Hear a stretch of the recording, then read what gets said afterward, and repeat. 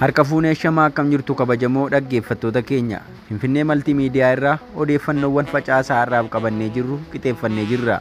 Odeeffannoo kanneen waliin Anaagaa Jimaa yoon ta'u, mataa oduuwwan keenya irraa keessaa caasaa mootummaa kan ta'e milishaan ilma isaa ati shaneera jedhee ajjeesuu, gaggeessitoonni Raashiyaa fi Kooriyaa Kaabaa wal arguun aangaa'ota biyyoota lixaa naasuu keessa galchuu dabalatee kaanis of harkaa qabnaa nu caqasaa jechaa kallattumaan waan qindeeffannettiin isin dabarsa.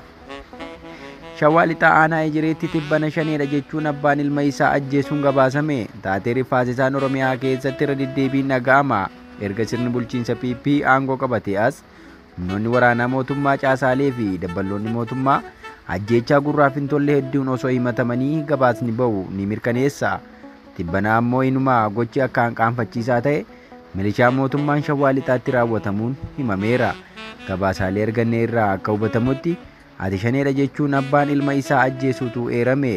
Ta'iin kun Shawaa lixaa aanaa Ejeree ganda Kimmooyyeetti raawwatamuu kan ibsu gabaasichi abbaan ilma isaa shanee jedhee rasaasa itti roobsee ajjeesuu ifoomsa.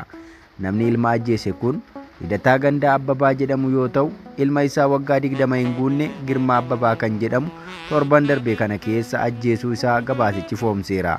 Taatee kanaan kan rifatan hawaasni hedduun miidiyaa hawaasaan dheekkamsa qaban agarsiifataa jiranii.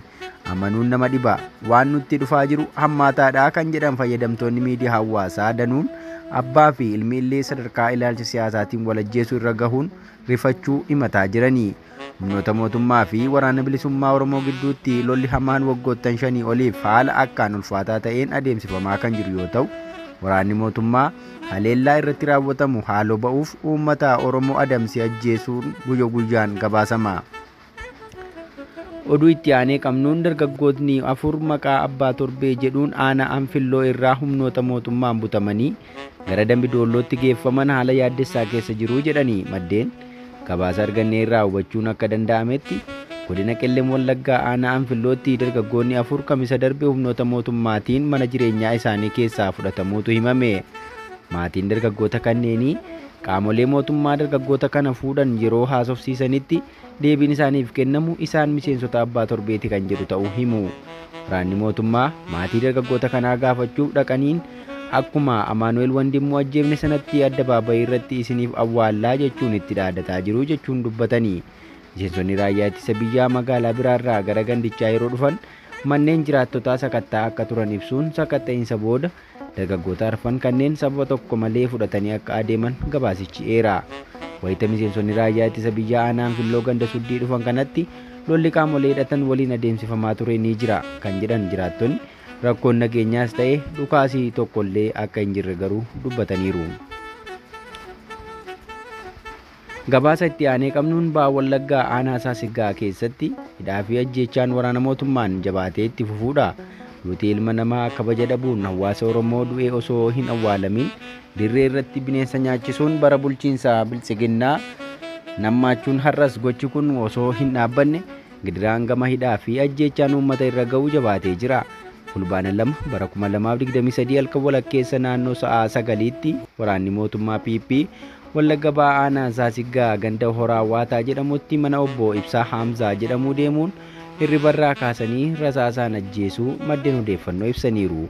Ganduma Horaa Waataa keessatti halkanuma dheengaddaa mana jaarsa biyya tokkoo deemuun bakka inni hin jirretti haadha warraa isaa Haliimaa Ibroo jedhamtu reebicha ulfaataa erga irratti geggeessaniin booda abbaan warraa kee eessa deeme jechuun ishee qabanii fuudhanii deemuu jiraattonni dubbatanii.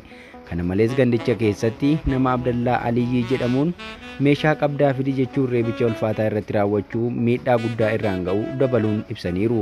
Humnoonni waraanaa mootummaa qabata deeggaraa waboo jedhuun miidhama guddaa hawaasa irraan ga'uun kan gabaafamu yoo ta'u, haalli kun ammallee hammaachuu isaa gabaasni kun ni hubachiisa.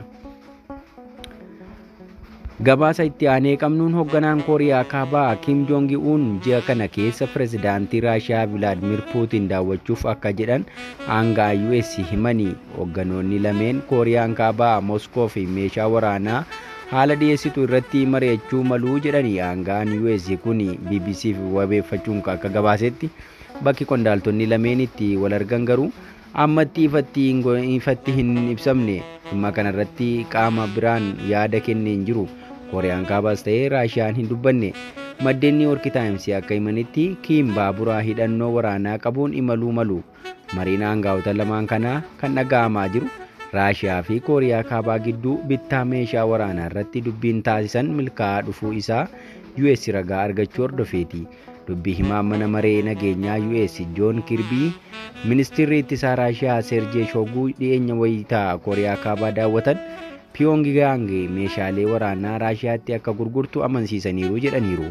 Yeroo Pyongyangitti marii godhan miisaayiloonni baalaastikii Hwasong Intercontinental mul'achaa turan.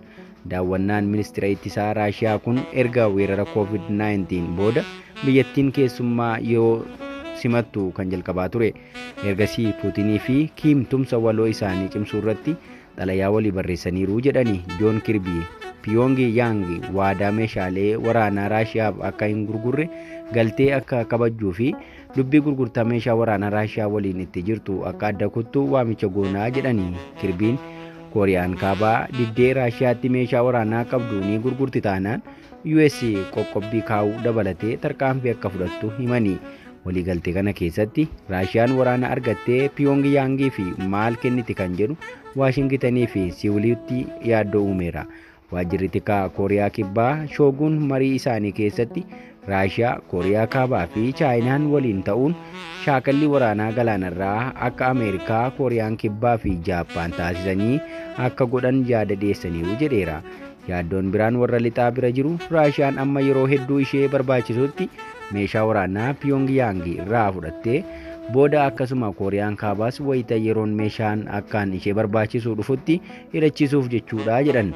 Inni kana caalaan isaa yaachisu garuu Kim Jong Un Puutiin teeknooloojii waraanaa ammayyaa fi beekumsa ammayyaa gaafatachuun sagantaa meeshaa waraanaa niwukilaraa isaanii sadarkaa olaanaatti ceesisuu malu kan jedhudha. Ammoo waliigalteen kun akka ammaa tilmaamamaa jirus ta'uu baadhabee bittaa fi gurgurtaa qofa ta'uus danda'a. Raashiyaan meeshaa waraanaa barbaaddi. Kan qoqqobbiin laaffise Kooriyaan Kaabaa ammoo maallaqaa fi nyaata feeti. Mariin Puutinii fi Kiim kun qarqara galaanaa ba'a Raashiyaatti argamtu iddoo Vladivostok jedhamtutti geggeeffamaa tilmaama jedhu miidiyaaleen Ameerikaa gabaasaa jiru. Egaan dhaggeeffattoota keenya odeeffannoowwan har'aaf qabannee jirru kana fakkaata. Qophiilee keenyaaf waliin haga walitti deebinutti nagaan nuuf tura.